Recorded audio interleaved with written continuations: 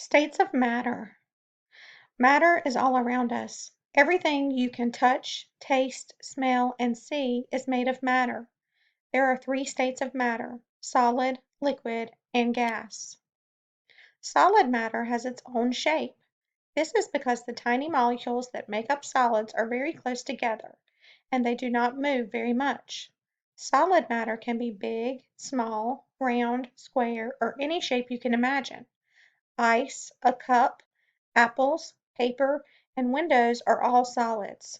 The shapes of solids do not change unless something makes them change. For example, you can cut solid paper or break a solid cup. Liquid matter does not have its own shape. The tiny molecules in liquid are not as close together as they are in solids, and they can move around more. Water, glue, milk, gasoline, and juice are all liquids. Liquid matter takes the shape of the container that it is in. For example, the shape of milk looks like the shape of the glass that you pour it in. Liquids can pour, drip, flow, and splash. A gas matter, like liquid, does not have its own shape. The tiny molecules in gases are far apart, and they move a lot.